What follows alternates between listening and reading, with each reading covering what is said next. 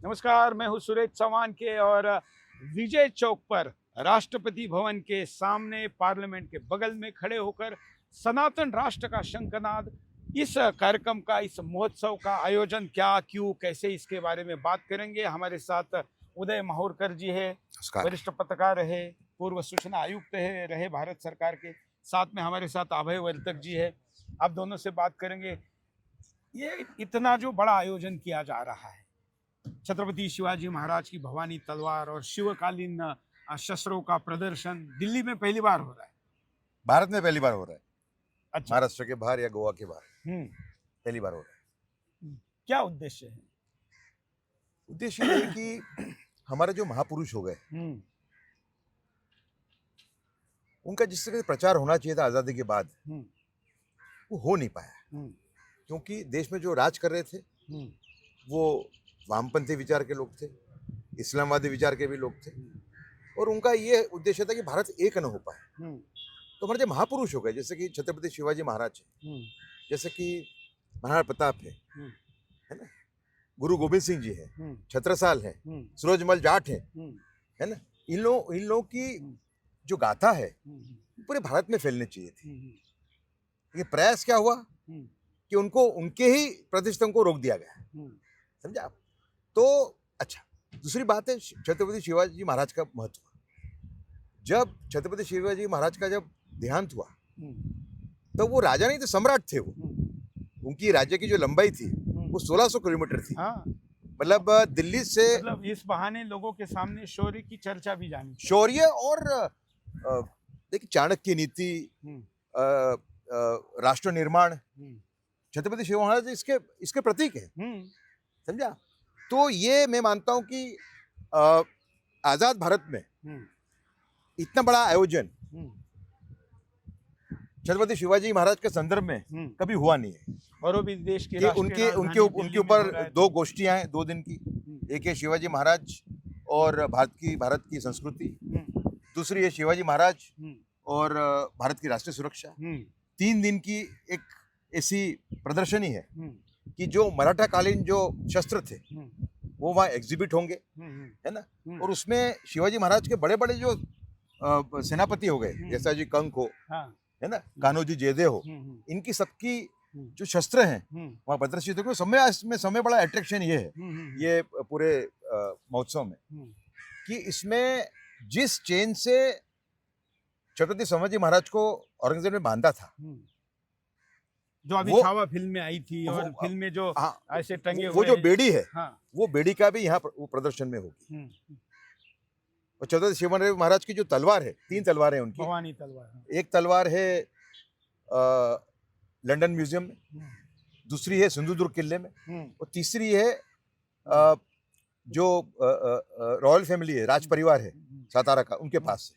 तो वो भी लाने का हमारा प्रयत्न चल रहा है। लेकिन चेन तो बिल्कुल आने वाली है, और ये तलवार भी हम लाने में सफल होंगे ऐसा लगता है, समझे ना। लेकिन आपको याद रखना पड़ेगा कि इतना बड़ा आयोजन छत्रपति शिवाजी महाराज के संदर्भ में ये आज तक कभी हुआ नहीं है, महाराष्ट्र और गोवा के बाहर। बिल्कुल, महाराष्ट्र में भी तो हमारे पास जो भारत के सामने जो आज जो चुनौतियां हैं, एक चुनौती जिसमें मेरी संस्था है सेव कल्चर से भारत फाउंडेशन, जो हम और सनातन संस्था मिलकर ये ऑर्गेनाइज कर रहे हैं पूरा, समझा। तो उसने एक नेम उठाई कि भारत में पोर्नोग्राफी बंद हो। और पोर्नोग्राफी से रोज बर्बाद हो रहे हैं हमारे युवा, है ना। तो उसमें भी छत्रपति शिवाजी महाराज का जो मैसेज है वो उसमें भी बहुत कारगर साबित होगा, ऐसा मेरा मानना है। बिल्कुल बिल्कुल। और ये दिल्ली में होना और संसद के दिनों में होने का एक विशेष महत्व है। अभय जी, उदय जी ने तो बहुत अच्छी जानकारी बताई, और मुझे लगता है कि ये जानकारी सुनने के बाद दिल्ली एनसीआर के लोगों में ये प्रदर्शन देखने के प्रति उत्साह रहेगा। इस प्रदर्शनी के साथ और क्या चीज़ें का इसमें आयोजन है? 3 दिन का आयोजन है। देखिए, इसमें प्रथम और द्वितीय दिन 13 और 14 दिसंबर को जो भारत मंडपम का सभागृह है, और भारत मंडपम ही क्यों, उसका भी एक विशेषता है। पहली बात है कि जो सभागृह है उसके सामने ही भैरव महाराज का मंदिर है। और इस मंदिर की विशेषता है कि जब भी सभी पांडव कुरुक्षेत्र की ओर जा रहे थे तो इसी मंदिर में उन्होंने वंदन किया था और युद्ध के लिए चले थे। और इस कार्यक्रम का भी नामकरण यही है, सनातन राष्ट्र शंखनाद महोत्सव। शंखनाद दो जगह पे किया जाता है। एक तो हम मंदिर में करते हैं, जब भी हम घर में पूजा करते हैं तो वहाँ की राजत्मात्मक लहरियाँ नष्ट हो इसके लिए करते हैं, और दूसरा कुरुक्षेत्र पे होता है। और मुझे लगता है कि ये जो भारत मंडपम का कार्यक्रम है, हम ये कुरुक्षेत्र के ऊपर शंखनाद कर रहे हैं, और ये शंखनाद क्योंकि है कि आधुनिक भारत कुरुक्षेत्र तो दिल्ली है। जी आधुनिक कुरुक्षेत्र तो सारी लड़ाई विचार की बिल्कुल, लड़ाई है, तो बिल्कुल, यहाँ बिल्कुल। चल रही है, संसद के पास चल रही है, तो आधुनिक कुरुक्षेत्र वैसे भी लड़ाई। और जो अब पांडव किला है उसको हाँ, पुराना किला आजकल किला, जी, बोलते हैं, जी। उसका वास्तविक नाम तो नाम जी। तो पांडव किला है। तो इस इंद्रप्रस्थ नगरी में हमारी लेने का उद्देश्य ये है कि भारत का सर्वश्रेष्ठ जो सभा मंडप है वो भारत मंडपम है, वहाँ पे ये कार्यक्रम इसके लिए लिया जा रहा है क्योंकि हमें याद आती है कि हमारे जो सीडीआर जो पूर्व सीडीआर रहे बिपिन रावत जी, इन्होंने 2.5 मोर्चे की लड़ाई कही थी। उसमें जो आधा मोर्चा है उसकी जिम्मेदारी आप और हमारे जैसे उदय जी है, अन्य संगठनों की है। इस कार्यक्रम की विशेषता यह है कि इसमें पूरे भारतवर्ष के 800 से ज्यादा संगठन सहभागी होंगे। ये किसी एक संगठन का कार्यक्रम नहीं है, सभी संगठन मिलके सनातन राष्ट्र का शंखनाद करे, इस उद्देश्य से ये कार्यक्रम दिल्ली में भारत मंडपम में हो रहा है।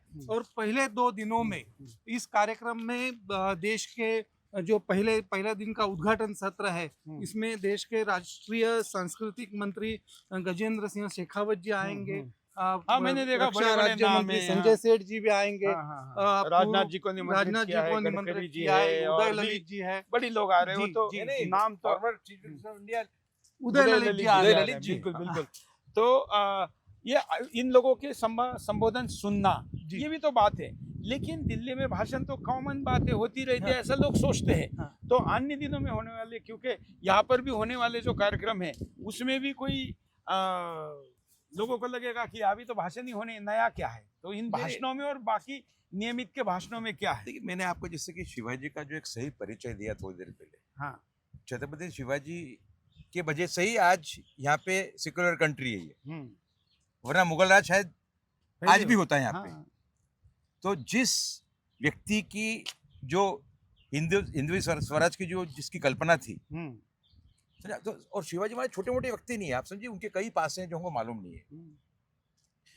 बार्थेलमे केयर करके एक फ्रेंच ट्रैवलर, वो 1662 में, जब शिवाजी महाराज का राज्य बहुत छोटा था, जब आया, वो चौल नाम का एक बंदर है दरिया किनारे, समंदर किनारे, पोर्ट है। पोर्ट, वहां पे जाके जब उसने पूछा वहां उनके जो कमांडर था उसको कि आप शिवाजी महाराज को कैसे देखते हो, उसने क्या जवाब दिया? उसने कहा, 1662 की बात कर रहा हूँ, कि हमारा जो राजा है उसका कोई मैच नहीं है। उसकी जो दृष्टि है वो सिंध से लेके बंगाल तक एक राष्ट्र हो, ऐसी उसकी दृष्टि है। बिल्कुल बिल्कुल। वो जो हमारा राजा जो मेहनत करता है, उसका जो सैनिक है उससे भी ज्यादा मेहनत करता है। और हमारा राजा जो है बहुत बड़ा राजकारणी है, पॉलिटिशियन है, उसको मालूम है मेरे उद्देश्य को प्राप्त करने के लिए मुझे कौन सी नीति खेलनी पड़ेगी, समझे ना।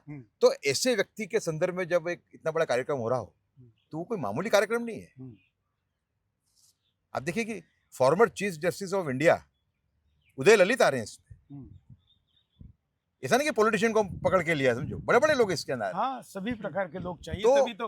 और शिवाजी महाराज का व्यक्तित्व भी केवल एक राजा वाला नहीं था, वो तो वैज्ञानिकों को भी उतना महत्व देते थे। कितने संशोधन उनके समय में हुए, उनकी विदेश नीति थी, उनकी अर्थनीति थी, उनका दिल भी कितना बड़ा था। हाँ, तो इसलिए ये दिल्ली वालों के सामने तो जाना ही चाहिए। मेरा प्रश्न ये था कि यहाँ आने वाले जो लोग हैं, क्योंकि एंट्री तो सीमित है, 14 तारीख को रजिस्ट्रेशन करके जो आएगा, और 13 की तो एंट्री भी फिल हो गई है, पता चला है। तो ऐसे में लोगों को आकर सहभागिता करने के लिए ऑप्शन है, सबसे ज्यादा जो उपलब्ध है वो शस्त्रास्त्रों का प्रदर्शन, बिल्कुल, जिसमें आम व्यक्ति आ सकता है, क्योंकि इंटरव्यू तो करोड़ों लोग देखेंगे, बिल्कुल। तो इतने लोग तो कार्यक्रम में प्रत्यक्ष नहीं सब, हाँ, वो इसको लाइव देख सकते हैं। नहीं, प्रदर्शनी का जो महत्व है वो तो गोष्ठी जितना ही है, शायद उससे ज्यादा भी हो। ज्यादा है, मतलब 1000 भाषणों से ज्यादा वो एक शस्त्र है जिसने 100 शत्रुओं का नाश किया। और कान्होजी जेदे, कान्होजी जेदे की तलवार है उसमें। कान्होजी जेदे वो व्यक्ति हैं जिन्होंने प्रतापगढ़ की लड़ाई हुई, जैसे अफजल खान को शिवाजी ने, महाराज ने निपटा दिया, वो लड़ाई हुई। ऐतिहासिक चित्र है, जो पेट फाड़ने वाला जी। उसके बाद में जो लड़ाई, तुरंत लड़ाई, बहुत बड़ी लड़ाई हुई, उसके नायक थे कान्होजी जेदे, समझे आप। तो ऐसे लोगों की जो जिन्होंने प्रत्यक्ष हिंदवी स्वराज की जो पूरा जो एक प्रयास था, प्रत्यक्ष जिन्होंने रोल प्ले किया, उनकी तलवार उनकी ढाल अगर वहां हो, केवल शिवाजी महाराज ही नहीं, तो शिवाजी महाराज के जो पराक्रमी सरदार थे उनके भी शस्त्र वहां है, बिल्कुल वंशज भी कार्यक्रम में सहभागिता करने आ रहे हैं। दिल्ली वालों के लिए पहली बार ऐसा कोई अवसर निश्चित तौर पर आ रहा है। बिल्कुल बिल्कुल। और शिवाजी महाराज वही व्यक्ति हैं। मैं तो मानता हूं कि ये सरकार जो भारत में आज राज कर रही है, ये भी शिवाजी महाराज के कई उनके जो जीवन के जो इंसिडेंट्स थे, एपिसोड्स थे, उसमें से प्रेरणा लेती है। हाँ, निश्चित तौर पर खुद मोदी जी इस विषय को लेते हैं। जी बिल्कुल। अभय जी, उदय जी ने इस बार भी इस प्रश्न पर भी शस्त्र और शिवाजी महाराज पर, वो तो उनकी मास्टरी है ही, अच्छा बोला ही है, लेकिन सनातन राष्ट्र, यह आपने शब्द प्रयोग किया, जबकि देश में आंदोलन तो हिंदू राष्ट्र चल रहा है, तो सनातन क्यों? देखिए, इसके बारे में काफ़ी लोगों के मन में विचार आता है कि सनातन राष्ट्र, राम राज्य, हिंदू राष्ट्र, ये हम बहुत सुस्पष्टता से बार बार कहते आ रहे हैं कि हमारे दृष्टिकोण से एक समान अर्थी यह शब्द है। जो प्रभु श्री राम जी ने निर्माण किया, जो भगवान श्री कृष्ण जी ने निर्माण किया, जो छत्रपति शिवाजी महाराज ने हिंदवी स्वराज्य निर्माण किया, वही सनातन राष्ट्र है, वही हिंदू राष्ट्र है। क्योंकि इसमें फ़र्क देखिए, जो अन्य पंथी है वो कहते हैं कि केवल हमारा पंथ ही जीवित रहेगा और किसी को इस पृथ्वी तल के ऊपर जीने का अधिकार नहीं है, वसुधा के ऊपर कोई नहीं रहेगा। हमारा सनातन धर्म ऐसे कहता है कि वसुधैव कुटुंबकम। यह जो फर्क है कि वसुधैव कुटुंबक, हम पूरे विश्व का आधार करने का विचार करते हैं। कुटुंब में परिवार के सदस्य रहते हैं, परिवार के दुश्मन नहीं रहते, ये भी ध्यान रखना पड़ेगा। नहीं, यही हम कह रहे हैं कि अगर इस पृथ्वी तल में वही लोग रहेंगे कि जो इस संस्कृति की ओर मिलाप रखते हैं। नहीं तो हमारा आज क्या हो रहा है कि आज दिल्ली में बम विस्फोट हुए, तो उस समय जिस जैसो मोहम्मद को हमने ख़त्म किया था सिंदूर के जरिए, जो जिसके पूरा नामो निशान ख़त्म हो गया था, उन्होंने तो अपने देश के गद्दारों को साथ में लेके जिस प्रकार से दिल्ली को दहला के रखा, जिस प्रकार से भारत देश को पीड़ित किया, इसीलिए हमने यह कार्यक्रम करने का भी एक उद्देश्य यह है कि बहुत बार क्या होता है कि सनातन राष्ट्र, हिंदू राष्ट्र, यह शब्द उच्चारण करते समय भी हम 100 करोड़ हिंदू होने के उपरांत भी हमारे अंदर उतना आत्मविश्वास नहीं रहता। आज वो आत्मविश्वास की कमी भरने के लिए यह कार्यक्रम है, हमारा 2 टूक का कार्यक्रम, कॉन्फिडेंस बिल्डिंग, वो कॉन्फिडेंस हमारे समाज में आना चाहिए। बम धमाका हुआ, इस कारण आपने यहाँ प्रायोरिटी से इसको किया? नहीं, केवल वो हुआ इसके लिए नहीं, उसके पहले तो नियोजित हुआ था। हमारा कहना यह है कि हमारे यह इंद्रप्रस्थ हमारे देश की महत्वपूर्ण राजधानी है। हमने गोवा में जो कार्यक्रम किया उसमें 30,000 लोग उपस्थित रहे। गोवा के मुख्यमंत्री भी आए, काफ़ी महानुभाव आए। हम उसी कार्यक्रम में, आप भी मंच पे थे और काफ़ी लोगों ने उसी मंच पे कहा कि ये गोवा में होना पर्याप्त नहीं है। मैं तो आयोजन आपकी मांग भी थी, हम तो आयोजन में हैं ही। जी। ये तो पत्रकार के नाते आपको सवाल पूछ रहा हूँ, लेकिन हमारे दर्शकों को जाना चाहिए, क्योंकि सुदर्शन न्यूज का दर्शक जो है वो बाकी टीवी चैनल के दर्शक की तरह नहीं है, वो एक्टिविस्ट है। और इसलिए उसके सामने आप दोनों, हम तीनों मिलकर संवाद से उनको जाए और वो देखे, आए और टीवी पर भी देखे, सोशल मीडिया पर भी देखे, ये भी इसके लिए जरूरी है। मतलब ये जो 100 करोड़ हिंदुओं का जो आत्मबल अगर इकट्ठा हो जाएगा ना, तो हिंदू राष्ट्र या सनातन राष्ट्र दूर नहीं। आज हमारे सामने के जो लक्ष्य है या हमारे सामने जो चैलेंजेस है, वो है कि हम 100 करोड़ हिंदू है, पूरे 700 करोड़ में 1/7 है हम, लेकिन हमारे पास एक भी हिंदू राष्ट्र नहीं है। आज भी हम सेक्युलर लोकतंत्र में जीते हैं, जिनके पास जो पूरे समाज को नष्ट करने के लिए बात करते हैं जिन पंथों का, उनके पास 52 राष्ट्र है। क्या हम हिंदुओं को लगना नहीं चाहिए कि भाई हमारे पास भी, उनके पास 58 है, हमारे पास एक भी राष्ट्र ऐसा हो कि जहाँ पे हमारी संस्कृति, हमारी परंपरा, हमारे वेद, हमारे संत, इनको एक संवैधानिक ऐसी ताकत मिले कि जो हमारी संस्कृति को बचा के रखे। और आज की स्थिति में हम 100 करोड़ हिंदुओं को ये बताना चाहते हैं कि आपको ये हक से मांगना होगा, क्योंकि जब तक हम हक से नहीं मांगते तब तक आपको कुछ भी नहीं मिलता है। माँ भी अपने बच्चों को दूध नहीं पिलाती जब तक वो मांगता नहीं है। तो हम हिंदुओं को इस मांग के लिए विवश बना रहे हैं। और मुझे लगता है कि यह कार्यक्रम केवल एक सांस्कृतिक कार्यक्रम नहीं कि एक हॉल ले लिया, सभी लोगों को जैसे इकट्ठा दिल्ली किया, में भाषण करे, या वो उद्देश्य नहीं है। होते आज वो हमारे शस्त्र भी हमने रखे हैं, वो शस्त्र केवल शस्त्र नहीं, वो हमारा इतिहास है। हमारे पुरखों ने यह शस्त्र चलाकर अफजल खान का क्या हाल किया था, यही वो शस्त्र थे। अगर यह बात हम आज नहीं समझेंगे, अगर वो इतिहास को हम याद नहीं करेंगे, तो इस आतंकवाद को खत्म करने का हमारा कोई नजरिया सुस्पष्ट नहीं होगा। हमारा एकदम तरीका यही है कि ये कार्यक्रम ले लो, आप जो व्यक्ति इस कार्यक्रम का भाग बनेगा, जो ऑनलाइन तरीके से होगा या प्रत्यक्ष रूप से आएगा, उसके अंदर ये भावना जगेगी यह हमारा इतिहास था, इस इतिहास को हम वर्तमान में लाएंगे, इसको हम सनातन राष्ट्र के रूप में सिद्ध करना चाहते हैं। हमारा कोई एक वॉलपेपर वाला एजेंडा नहीं है, इसको हमने सनातन राष्ट्र के इसके ऊपर कार्यक्रम ले लिया। आज मेरे जैसे 2500 लोग, हमारे जो गुरुदेव है सच्चिदानंद परब्रह्म डॉक्टर आठवले जी, इनके नेतृत्व में 2500 युवकों ने पूरा जीवन समर्पित किया है। लक्ष्य क्या है? सनातन राष्ट्र। आज सुदर्शन चैनल वही काम कर रहा है, उदय मावरकर जी वही काम कर रहे हैं।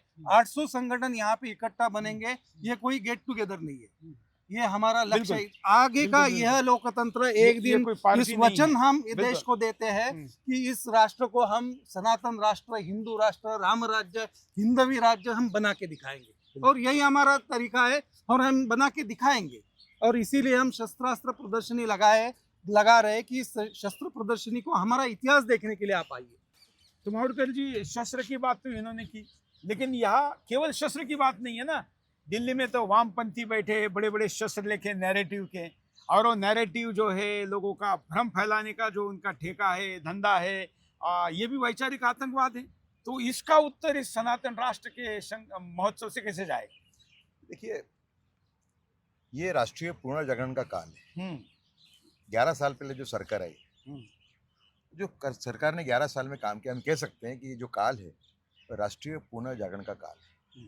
नैरेटिव की लड़ाई जो हमारे विरुद्ध थी पहले 60 साल, वो कहीं हमारे फेवर में दिखती जा रही है। लेकिन अभी वो जो लोग हैं, जो वामपंथी वैचारिक आतंकवादी, इस्लामिक वैचारिक आतंकवादी, वो खत्म नहीं हुए।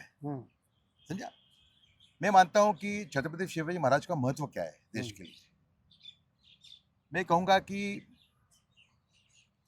उनकी पहचान एक सिर्फ योद्धा के रूप में दी गई है देश को। लेकिन क्या थे वो चाणक्य नीति जो मृत पाई थी मध्यकाल में, उसको उन्होंने पुनर्जीवित किया। सब में ज्यादा किले बनाए 1000 साल में, कोई भी शासक ने इतने किले नहीं बनाए जितने शिवाजी महाराज ने बनाए। ठीक है। फिर उनका जो एक सोशल रिफॉर्म का जो मॉडल है वो भी यूनिक है। एक राजा मुसलमान हो जाता है, उसको हिंदू बनाते हैं, उसके बेटे को अपनी बेटी दे देते हैं। बिल्कुल, कोई ने किया नहीं आज तक। बिल्कुल समझे ना? तो अपने आप में शिवाजी महाराज हैं मल्टी फेसेटेड राष्ट्रीय नेता हैं। समझे ना? He is a multi faceted leader. समझे? तो नैरेटिव की जो लड़ाई है, बाकी लोगों का भी योगदान है, ऐसा नहीं, लेकिन नैरेटिव की लड़ाई में जो महत्व छत्रपति शिवाजी महाराज का है वैसा कम लोगों का है। क्योंकि उन्होंने चाणक्य नीति को युद्ध नीति में उसको लागू किया, उन्होंने शासन के अंदर उसको लागू किया। समझा? तो मेरे ख्याल से ये पूरे कार्यक्रम का दिल्ली में होना, वो नैरेटिव की लड़ाई में भी हमारे लिए एक बहुत पॉजिटिव सिग्नल है। और मैंने कहा कि नैरेटिव की लड़ाई में अब हमारे हाथ में है, जो इन्होंने किया 60 साल तक, है ना। देखिए, मौलाना अबुल कलाम आज़ाद भारत के पहले शिक्षा मंत्री बने। तो उस टाइम के जो 2 ऐसे इतिहासकार थे जो बिना झिझक लिखते थे, वो हिंदूवादी नहीं थे, वो सही मायने में इतिहासकार थे, सत्यवादी थे। आरसी मजुमदार और सर जदुनाथ सरकार, दोनों को उन्होंने बाहर कर दिया। आरसी मजुमदार का उपयोग तो फिर बाद में के एन मुंशी ने किया, जब उनको भारतीय विद्याभवन का जो सीरीज है history and culture of the Indian people, उसका एडिटर बनाया पूरी सीरीज का। समझा? तो नैरेटिव की लड़ाई, देखिए, सब में बड़ा जो हिंदू के साथ धोखा हुआ ये हुआ है कि भारत के मुसलमानों को उनके कहने पे अलग देश देने के बावजूद भारत में वही नीतियां लागू की गई जो पहले लागू की गई थी। दूसरा, जो कांग्रेस ने बहुत बड़ा पाप किया हुआ है ना। देखिए, जो 1940 का जिन्ना का जो रेजोल्यूशन है, पाकिस्तान रेजोल्यूशन जिसको बोलते हैं, उसके 2 भाग हैं। पहला भाग है कि हमें पाकिस्तान चाहिए, उसके ये कारण है, ठीक है, सब गलत कारण थे। और सेकंड भाग था कि जो हिंदू भारत में रह जाते हैं, हाँ, उनको भारत कैसे उनको ट्रीट करेगा, उसका भी एजेंडा उन्होंने बनाया था। उसी एजेंडे पे कांग्रेस चल रही है। जो मुसलमान कांग्रेस का जो मुस्लिम तुष्टीकरण जो है, कांग्रेस का जो आप देखिए कि हजारों मंदिर मुस्लिम आक्रांताओं ने और क्रिश्चियन आक्रांताओं ने तोड़े मध्यकाल के अंदर। उसके बाद में हमको काशी, मथुरा, अयोध्या ना मिले, कितना बड़ा अन्याय है ये, आप समझे? बिल्कुल बिल्कुल। तो ये जो शत्रु क्या कह रहा है, मतलब हमने क्या करना चाहिए, एक पार्ट है, दूसरा शत्रु क्या कर रहा है ये भी लोगों के सामने जाना चाहिए।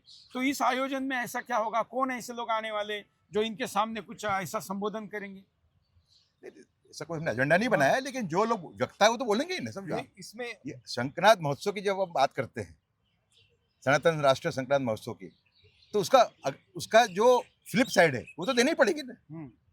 कहने की आवश्यकता नहीं है, जो वक्ता आएंगे वो इस बात की बात करेंगे कि भारत के अंदर हिंदुओं के साथ पहले 60 या 70 साल में किस टाइप का व्यवहार हुआ, आप समझे? तो ये उस हिसाब से भी बड़ा महत्व का आयोजन है ये, क्योंकि नैरेटिव की लड़ाई के अंदर मैं ऐसा मानता हूँ कि छत्रपति शिवाजी महाराज का जो व्यक्तित्व है उससे बड़ा व्यक्तित्व हमारे पास नहीं। उन्होंने युद्ध नीति में एजेंडा सेट किया, बिल्कुल, शासन के अंदर उन्होंने एजेंडा सेट किया चाणक्य नीति के आधार पे, है ना। तो मैं मानता हूं कि नैरेटिव की लड़ाई के अंदर छत्रपति शिवाजी महाराज के संदर्भ में इतना बड़ा आयोजन होना दिल्ली में, ये नैरेटिव की लड़ाई के अंदर जो हमारी लड़ाई है, नैरेटिव सेट करने वाले कौन है हमारे विरुद्ध में? वामपंथी हैं, है ना, इस्लामवादी हैं जो बैठे हुए हैं सिस्टम में कहीं ना कहीं, और कुछ क्रिश्चियनवादी भी हैं। हाँ, और उसके बाद वर्ल्ड फोर्सेस हैं जिनके लिए कि ना ईसाइत से मतलब है, ना उनको इस्लाम से मतलब है, उनको उनके बाजार से मतलब है, वो फोर्सेस भी है। लेकिन समय बड़ी बात जो है, जो देश को जाननी चाहिए, है ना, वो ये है कि कांग्रेस ने जो नीतियां देश पे ठोक बिठाई, मुस्लिम और तुष्टीकरण की नीतियां, वो Congress was implementing part 2 of the Pakistan resolution. ये देश को मालूम नहीं है। जो पार्ट 2 में जो जिन्ना ने मांगा था कि भारत में हिंदू जो मुसलमान रह जाएंगे उनको आप कैसे ट्रीट करो, वही कांग्रेस उसको इम्प्लीमेंट कर रही थी 60-70 साल तक। ये बहुत बड़ा धोखा हुआ है देश के अंदर हिंदुओं के साथ में, समझे ना। और सेक्युलर जो ट्रूली सेक्युलर जो, देखिए आपको सावरकर को समझना होगा, वीर सावरकर ने ये कहा था कि हिंदू राष्ट्र में सभी जाति सभी धर्मों को समान अधिकार होगा, और कहा था उन्होंने अगर क्रिश्चियन और मुसलमान की पूजा अर्चना में कोई बाधा डालता है तो सरकार उसमें हस्तक्षेप करेगी। पर थर्ड पॉइंट पे वो कहते हैं कि हिंदू राष्ट्र के अंदर अल्पसंख्यकवाद के नाम पे दूसरा राष्ट्र बनने की अनुमति नहीं देगा। वही 60 साल तक तो हुआ। जापान अभी कर रहा है, जापान ने कहा कि भाई आप यहाँ गाड़ नहीं सकते, हमारी संस्कृति है, आप जलाओ तो आपको जलाना पड़ेगा, जलाने से आपका गाड़ने से पानी दूषित हो जाए, जमीन कम पड़ रही है। और उससे भी ज्यादा उन्होंने तीसरे मुद्दे पर जोर दिया, जापान के संसद में इसको लेकर चर्चा है। उन्होंने कहा कि आपने ऐसा अलग परंपरा निर्माण करने से आपके अंदर भी हम अलग है ये भावना निर्माण होती है जो अलगाववाद को पैदा करती है। बिल्कुल। तो जब जापान कर सकता है तो हिंदुस्तान क्यों नहीं कर सकता? आप देखिए कितना अंधाधुंधी चली है।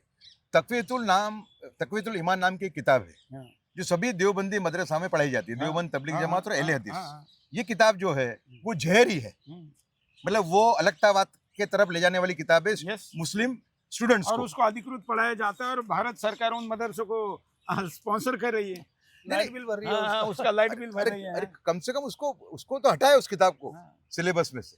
बिल्कुल, तो ऐसा इसमें डिमांड भी की जाएगी इस आयोजन में।